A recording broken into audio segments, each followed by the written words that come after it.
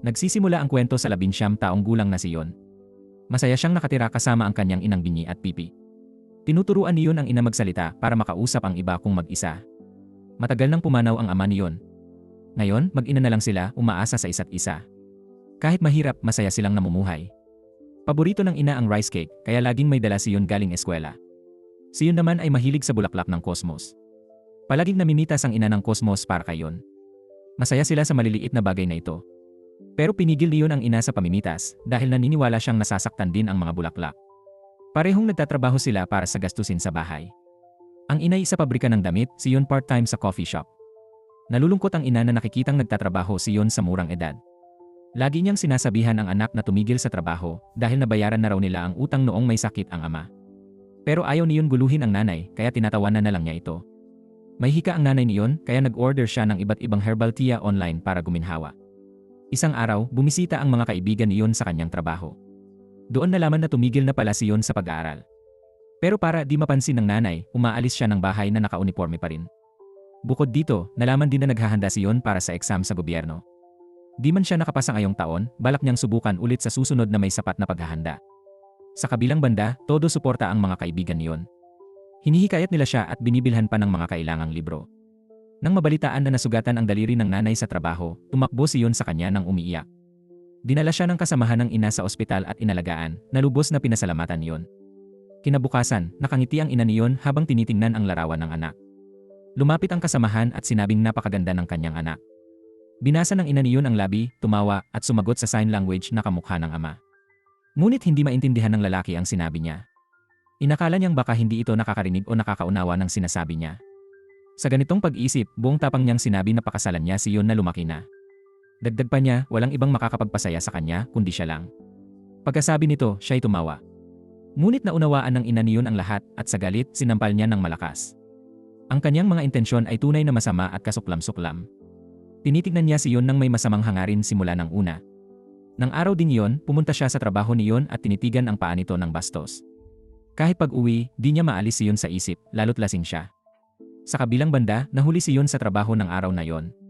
Walang tao sa kalsada, kaya sinamantala ng lalaki at sinundan siya. Maya-maya, naramdaman ni Yon na may sumusunod sa kanya. Kinabahan siya at binilisan ang lakad. Hinabol siya ng lalaki at hinawakan mula sa likod. Kinalagkad siya sa liblib na bukid at sinalakay, dala ng baluktot na pagnanasa. Napakasama ng lalaki. Pagkatapos ng krimen, tinitigan si Yon at binalaan na gagawin din yon sa nanay niya kung magsusumbong. Samantala, nag-aalala ang nanay ni Yon dahil di pa umuwi ang anak. Dahil sa pag-aalala, lumabas siya para hanapin ito. Nang makita ng lalaki ang nanay ni Yon mag-isa, muling pumasok ang masamang isip. Tumayo siya at naglakad papunta sa nanay ni Yon. Si Yon, na nagdurusa na, nakita ang kasamaan sa mata niya, ngayon para sa kanyang ina. Ginamit ang huling lakas, tumayo siya, kumuha ng bato at hinampas ng malakas sa ulo ng lalaki. Nakamatay ang hampas at ang masamang lalaki ay namatay agad sa pinsala. Sa susunod na eksena, naaresto si Yon dahil sa pagpatay. Walang malinaw na ebidensyang nakita ang pulisya na self-defense ito. Kahit paniwalaan siya ng pulisya, kailangan ng batas ng patunay. Kaya hindi na ito itinuturing na self-defense, kundi pagpatay na. Para iligtas si Yon, sinabi ng abogado na lumabas siya at makibaka, pero tumanggi siya. Ayaw niyang may makaalam ng anuman tungkol sa kanya. Ayaw niyang tingnan siya ng may awa, parang kaawa-awang babae. Mula pagkapanganak, ganyan na ang tingin sa kanya at hindi na niya kaya. Ganoon din ang sinabi niya sa kanyang ina. Wala nang magawa, umiyak na lang silang mag-ina. Ilang araw pa, dumating na ang araw ng pagdinig. Dahil kulang ang ebidensya, nasentensyahan si Yon ng 5 taong bilangguan. Nang marinig ang hatol, nagmakaawa ang ina ni Yon, niyakap ang anak at umiyak ng labis na naluha ang lahat. Sa bilangguan, dinala si Yon sa silid na tinitirhan ng 5 babae na naglilingkod ng kanilang sentensya. Pagpasok ni Yon, binugbog siya ng isang babae dahil lang sa bahagyang nasagi niya ito habang pumapasok. Nang makitang binubugbog si Yon, pumagitna ang ibang mga bilanggo at pinigilan ang babae. Buong gabi, umiyak ng husto si Yon habang iniisip ang kanyang ina. Ito ang unang beses na nalayo siya sa kanyang ina. Kinabukasan, sabay-sabay kumain ang lahat ng bilanggo. Hindi sila kasing sama ng inakala ni Yon. Bawat isa may sariling kwento, pero may isang natatangi. Naiba ang suot niya, kulay rosas na uniforme. Nang tanungin ni Yon, sinabing siya raw ang pinakamagaling na bilanggo sa buong kulungan. May senior inmate din na si Sonja, na tinatawag ng lahat na Big Sister. Nang mapansin na hindi kumakain si Yon, mahinahon na ipinaliwanag ni Sonja na sa paglipas ng panahon, masasanay din siya sa pamumuhay doon. Sinabi niya kay Yon na kung hindi siya kakain, mawawalan siya ng lakas para magtrabaho. Ipinaalam din ng mga bilanggo na binabayaran sila para sa trabahong ginagawa nila sa loob ng kulungan. Nang malaman niyon na ang pinakamataas na bayad ay sa pagkukumpuni, pinili niya itong gawin. Kahit na napakahirap ng trabaho, pinagpasiyahan pa rin niyang gawin ito. Makalipas ang ilang sandali, umalis ang lahat ng bilanggo para sa kanilang mga gawain. Doon, may babaeng nakatitig kay Yon dahil sa kanyang kabataan at kagandahan. Habang nagtatawag, sinabi ng opisyal kay Yon na bago pa lang siya at ang kanyang numero ay 2,037. Pagkatapos ng araw ng trabaho, tinanong ni Yon ang opisyal kung kailan niya makukuha ang bayad. Nang marinig ito, nagalit ang opisyal at sinabing hindi siya makakakuha ng pera. Pinagsabihan niya ng matindi si Yon at ipinaalala na isa lang siyang bilanggo. Nang gabing iyon, habang tulog ang ibang bilanggo, nakaupo si Yon sa sulok, tahimik na umiiyak. Lumapit si Sonja at sinabi na nakakulong siya dahil pumatay ng 5 tao. Ipinaliwanag niya na dati, may anak siyang lalaki na nasawi sa lasing na nagmamaneho. Bilang ganti, sinunog ni Sonja ang buong pamilya ng lalaking iyon. Inamin niyang labis niyang pinagsisisihan ang kanyang ginawa. Pinayuhan niya si Yon na ipahayag ang damdamin, tanging paraan daw para makahanap ng kapayapaan. Nalaman din natin na si Sonja ay nahatulan ng kamatayan at malapit na ang araw. Matapos pakinggan si Sonja, sumulat si Yon ng liham sa kanyang ina. Sa liham, sinabi niyang maayos siya at huwag mag-alala ang ina. Mula noon, unti-unting nagsikap si Yon na mag-adjust sa buhay sa bilangguan.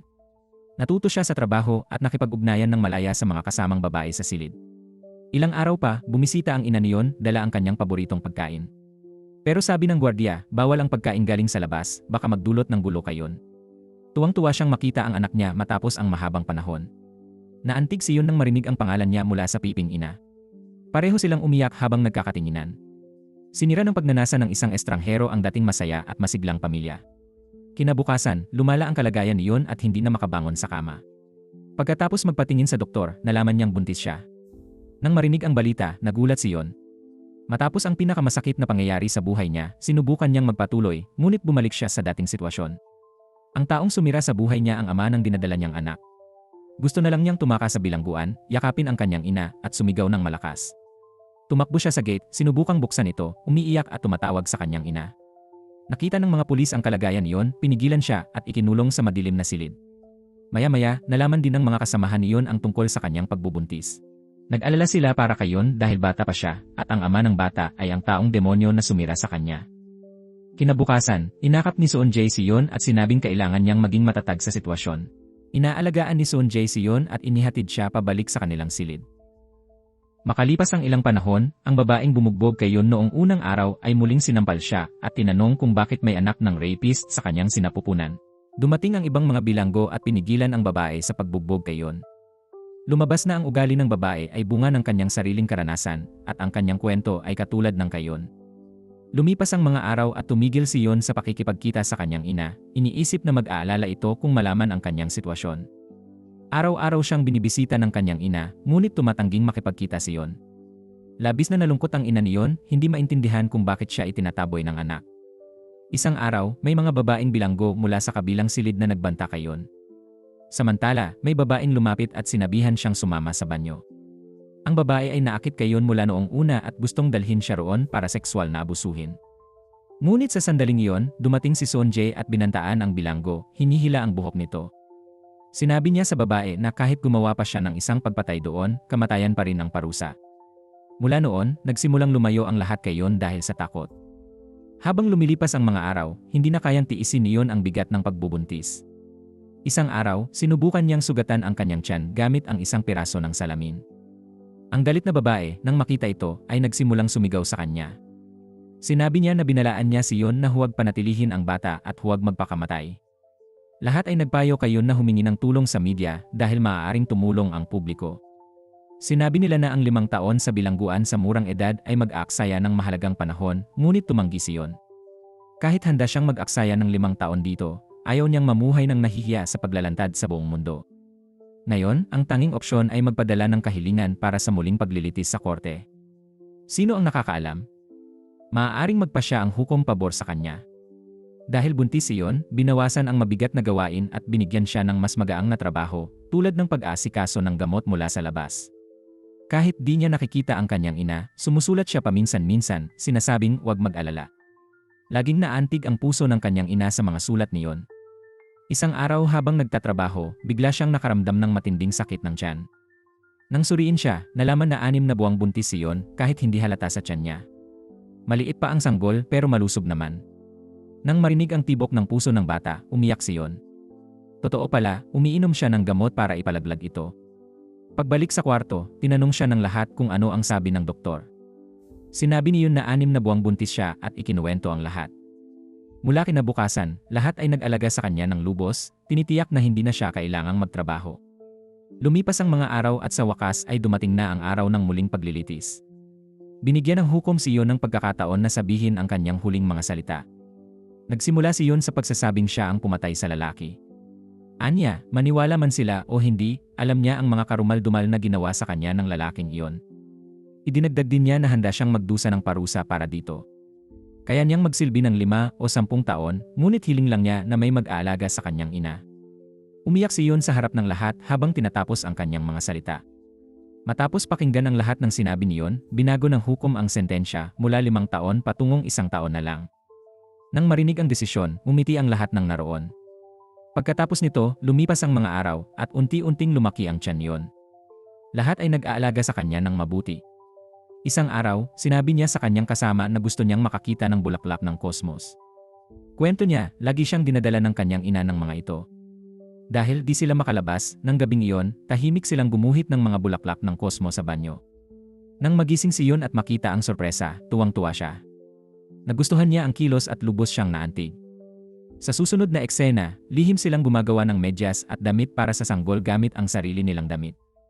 Hindi lang yon, pumili pa sila ng pangalan para sa sanggol. Lalaki man o babae, ang bata ay tatawaging Bonnie na nangangahulugang protektahan ang mahihina. Ang galit na babae ay gumawa ng laruan para sa sanggol mula sa mga materyales sa trabaho niya. May kaligayahan at kabaitan sa puso ng lahat, ngunit dahil sa mga sugat ng buhay, naging matigas ang kanilang mga puso. Ngunit sa pagdating ng sanggol, unti-unting nagbabago ang lahat. Isang araw, nang mag-isa si Yon sa kwarto, habang nasa trabaho ang iba, bigla siyang nakaramdam ng pananakit ng panganganak. Inilagay niya ang mga sulat para sa kanyang mga kasamahan sa drawer, uminom ng gamot at humiga sa sahig. Pagbalik ng iba galing trabaho, nakita nila si Yon na walang malay sa sahig. Nagpanik at umiyak ang lahat habang sinusubukang buhatin siya. Agad na tinawag ang mga gwardya at isinugod si Yon sa ospital.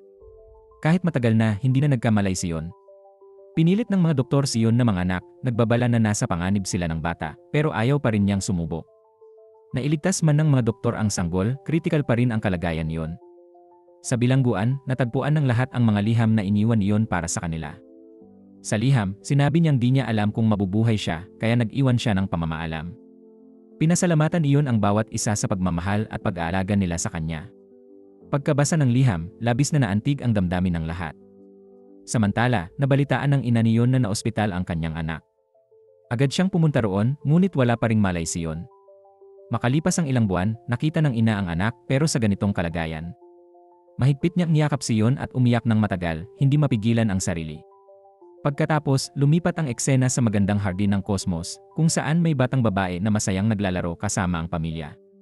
Siya pala ang anak ni Yon na ngayon ay inampo ng ibang pamilya. Sa susunod na eksena, makikita natin ang ina ni Yon na nagpaplansa. Sa tabi niya ay may sertipiko para sa pakikipanayam sa trabaho sa gobyerno. Biglang may tumawag, "Nay." Lumingon siya at mumiti ng mainit. Hindi ipinakita ng pelikula kung sino ang tumawag sa kanya. Si Yon kaya yon, gumaling na at umuwi na.